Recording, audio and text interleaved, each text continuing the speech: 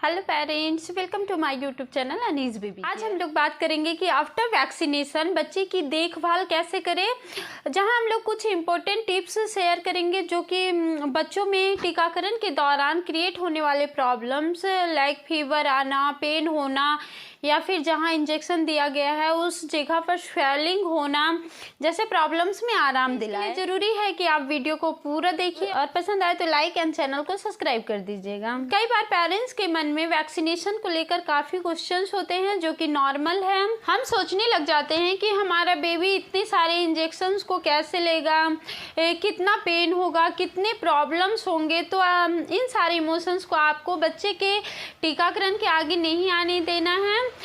Vaccination is totally safe.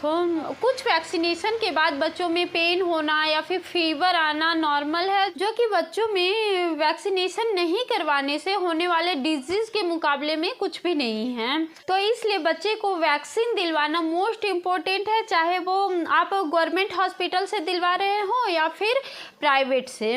0 month से लेकर 6 years तक बच्चे को वैक्सीन पड़ती है, जो कि आपको एक भी मिस नहीं करना है। मदर एंड फादर द्वारा दिया गया ये एक फर्स्ट अनमोल उपहार होता है अपने बच्चे के लिए, जो कि ना केवल उसे डिजीज से बचाता है, उसके लाइफ को भी सेफ एंड सिक्योर रखता है। इसलिए बच्चे को वैक्सीन लगवाना काफ़ी इम्पोर्टेंट है। तो हम लोग बात करते हैं कि आफ्टर वैक्सीनेशन बच्चों की देखभाल करने का सही तरीका क्या है। तो सबसे पहले तो आपको हमेशा बच्चे के साथ रहना है, चाहे वो ड्यूरिंग वैक्सीनेशन हो या फिर आफ्टर वैक्सीनेशन। जब आप बच्चे के साथ होते हो तो उसे अच्छा फील होता है। टीकाकरण के दौरान जब आप बच्चे के साथ होते हो तो बच्चा कम रोता है और उसे चुप कराना भी इजी हो जाता है। दूसरा है कि ड्यूरिंग वैक्सीनेशन बच्चे को सही तरीके से पकड़ना काफ़ी इम्पोर्टेंट है, ताकि बच्चे को गलत तरीके से इंजेक्शन ना लगे। जब माँ बच्चे को गोद में लेती हैं तो उसे अच्छे से पकड़ना इजी हो जाता है, बिकॉज उस दौरान बच्चा कम छटपट करता है, ज़्यादा परेशान नहीं करता। इसके अलावा है फीडिंग।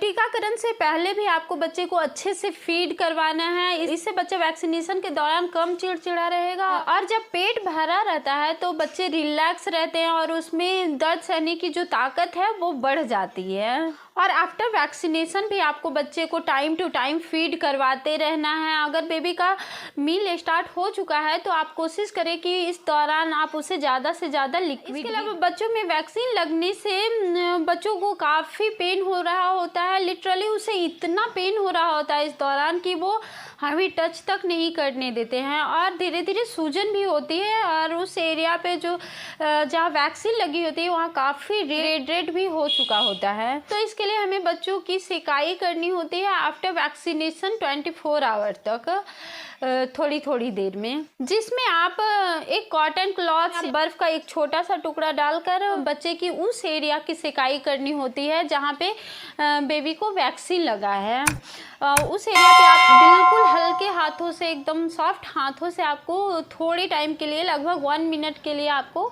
सिकाई करनी है। उसके बाद रेस्ट देना है। ऐसा करने से धीरे धीरे पेन और सूजन दोनों कम होता है और बच्चे को आराम मिलता है। तो इसलिए ज़रूरी है कि आप बच्चे की सिकाई करें और इस बात का ज़रूर ध्यान रखें कि जिस एरिया में बेबी को वैक्सीन लगा है केवल आप उसी जगह पे बच्चे की अच्छे से सेक दीजिए। ये सारी चीज़ें हमें डॉक्टर अच्छी तरह से समझा देते हैं, बट अगर ना समझाए तो आपको पूछना है। फीवर और पेन के लिए डॉक्टर्स मेडिसिन भी देते हैं और उस अनुसार आपको बच्चे को देना है। और पेन के लिए एक महलम रहती है जो कि आपको अच्छे से अप्लाई करना है बच्चे को। इसके अलावा आप जो भी कपड़े बच्चे को पहना रहे हैं वो एकदम से स्किन से चिपका हुआ नहीं होना चाहिए।